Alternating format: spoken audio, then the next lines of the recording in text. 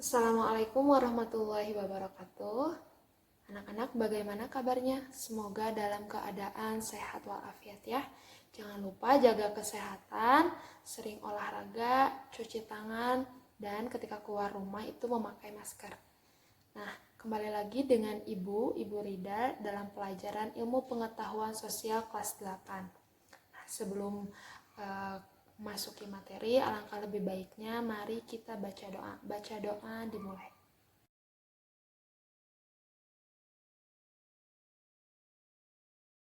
Doa telah selesai. Nah, tujuan pembelajaran hari ini Ibu akan menjelaskan tentang keunggulan dan keterbatasan antar ruang serta peran pelaku ekonomi dalam kegiatan ekonomi. Nanti Ibu akan menjelaskan 3 poin, di mana Ibu akan menjelaskan tentang keunggulan dan keterbatasan antar ruang dalam permintaan, penawaran, dan teknologi. Yang kedua, Ibu akan menjelaskan pengertian pelaku ekonomi. Dan yang terakhir, Ibu nanti akan menjelaskan peran ekonomi dalam perekonomian. Peran pelaku ekonomi dalam perekonomian. Nah, mengapa sih harus ada interaksi antar ruang dalam kegiatan ekonomi? Itu garis besarnya ya. Nah, nanti Ibu akan menjelaskan dalam bentuk poin-poin tertentu. Coba simak ya. Keunggulan dan keterbatasan antar ruang serta peran pelaku ekonomi dalam suatu perekonomian. Nah, sebelumnya Ibu mau tanya, coba kalian hitung berapa macam jumlah barang yang kalian gunakan setiap hari. Mungkin kalian akan terkejut bahwa dalam satu hari kalian menggunakan puluhan barang untuk dikonsumsi. Tentunya barang yang kalian konsumsi berbeda dengan barang yang dikonsumsi orang lain. Coba kalian perhatikan dua gambar tersebut. Ada masyarakat kota sama masyarakat desa. Tadi manusia kan berbeda-beda, beraneka ragam macam setiap kebutuhannya. Begitupun dengan masyarakat kota dan masyarakat desa. Nah, di sini masyarakat kota itu lebih banyak membeli barang dan jasa karena ditunjang pendapatan yang tinggi dan munculnya pasar-pasar modern seperti apa? Hypermart, supermarket. Nah, berbeda dengan perilaku masyarakat di desa atau pegunungan yang pendapatannya rendah, akses jalannya kurang baik. Nah, membuat perindustrian barang atau jasa menjadi kurang lancar. Akibatnya, masyarakat desa atau pegunungan lebih sedikit membeli barang atau jasa.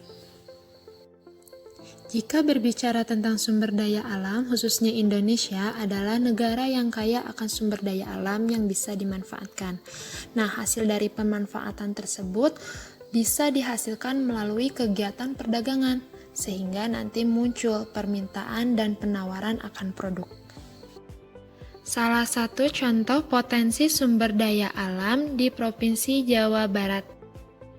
Perbedaan potensi daerah bisa terjadi karena perbedaan teknologi. Ya jelas, karena melihat keunggulan dari daerah tersebut. Sebagai contoh, Lampung memproduksi kopi, sedangkan Jawa memproduksi beras.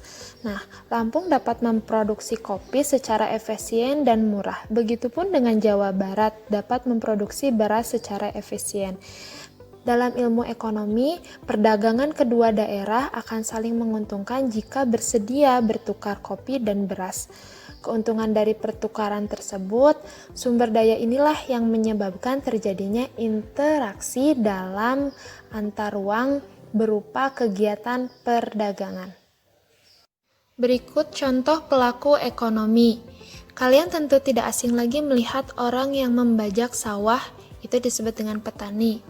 Nah, padi yang telah diolah menjadi beras dijual kepada agen padi. Dari agen inilah para ibu rumah tangga atau konsumen yang lain bisa mendapatkan beras untuk memenuhi kebutuhan pangan. Petani yang menanam padi, agen yang menjual padi, dan ibu rumah tangga yang membeli beras itu bisa dikatakan sebagai pelaku ekonomi. Nah, pelaku ekonomi di sini artinya orang atau lembaga yang melakukan kegiatan ekonomi. Pelaku ekonomi dibedakan menjadi 4, peran rumah tangga keluarga atau konsumen RTK, peran rumah tangga perusahaan produsen RTP, ada peran rumah tangga pemerintah, selanjutnya ada peran rumah tangga luar negeri. Rumah tangga konsumen. Jika berbicara mengenai konsumen, kalian bisa mengibaratkan atau mengasih contoh konsumen itu adalah pembeli, sedangkan produsen itu pabrik. Nah, konsumen atau pembeli ini pasti membutuhkan barang dan jasa untuk memenuhi kebutuhan hidupnya. Begitupun produksi atau pabrik itu pasti membutuhkan pembeli, di mana untuk menguntungkan laba yang sebesar-besarnya. Pendapatan rumah tangga keluarga di mana ada sewa, upah, bunga, dan laba, hal tersebut akan dibelanjakan kepada perusahaan melalui pembelian perusahaan dan penjualan barang. Tangga produsen yaitu barang yang jasa dihasilkan perusahaan kemudian ditawarkan kepada konsumen atau pembeli. Nah, contoh di Indonesia yaitu seperti halnya badan usaha milik negara atau BUMN, ada badan usaha milik swasta, BUMS, dan koperasi. Nah, di sini ada peran rumah tangga pemerintah di mana yang pertama pengatur atau regulator dalam perekonomian. Perekonomian harus diatur sehingga perekonomian dapat mensejahterakan masyarakat secara merata. Nah, yang dimaksud dengan yang kedua itu konsumen. Rumah tangga pemerintah juga memiliki peran sebagai konsumen. Contohnya kantor dinas pendidikan untuk menjalankan aktivitas sehari-harinya membutuhkan seperti halnya kertas, printer, tinta. Nah, untuk itu pemerintah harus membeli ke perusahaan atau produsen. Sedangkan produsen, pemerintah memproduksi barang atau jasa, contohnya yaitu BUMN. Contoh dari BUMN yaitu PT Kereta Api Indonesia dan PLN Perusahaan Listrik Negara. Peran rumah tangga luar negeri. Bisa dibaca ya, itu contohnya.